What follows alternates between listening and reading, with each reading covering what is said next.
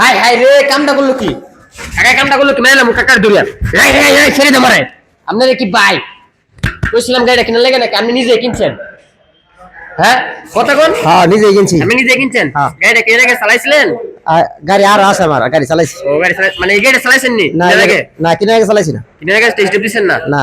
ও আচ্ছা, মানে দেখে বুঝে লাইছেন যে গাড়ির ভিতরে কি আছে না আছে? হ্যাঁ। ও আচ্ছা, কিন্তু জানেন তো এটা কি প্লেয়ার, দেখে বুঝে লাইছে গাড়ির ভিতরে কি আছে না। তো গাড়িটা কত টাকা নিলেন? ৭৫,০০০। অনলি ৭৫,০০০ টাকা নিয়ে নিল পালসার ব্ল্যাক ডায়মন্ড। তো কোথা নিল, কে নিল সে সম্পর্কে জেনে নেই। আসসালামু আলাইকুম, আপনার নাম কি? আমার নাম আব্দুল সাত্তার মোহাম্মদ। আব্দুল সাত্তার। আপনার বাসা কোথায়? জৈনা বাজার। কোন জায়গায়? জৈনা বাজার। জয়নাবাজার, এটা কোন জায়গায়? শ্রীপুর। শ্রীপুর। হ্যাঁ। ও আচ্ছা, আপনি কি একা আসছেন নাকি না সাথে লোক আসছে? লোক আছে আরেকজন। উনি আপনার কি হয়? বন্ধু হয়। বন্ধু। বন্ধু কি ব্যাগের সম্বন্ধে ভালো জানে না কম জানে? ২০০১ সমানই জানি। Wow, fantastic. তুমি 100 মঞ্চে মানি জানেন।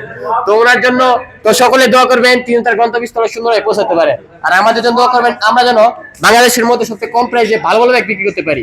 আর আমাদের লোকেশন হচ্ছে নরসিংদী জেলা Madhabdi bus stand. Madhabdi bus stand নেমে 20 টাকা রিক্সা ভাড়া নিবে, বলবেন যে শীতলাবাড়ি মোড় মিড টাওয়ার। মিড টাওয়ারের আন্ডারগ্রাউন্ড নিচে আমাদের সময় ব্যাগ গ্যালারি অবস্থিত। তো সকলে ভালো থাকবেন, সুস্থ থাকবেন। আল্লাহ হাফেজ।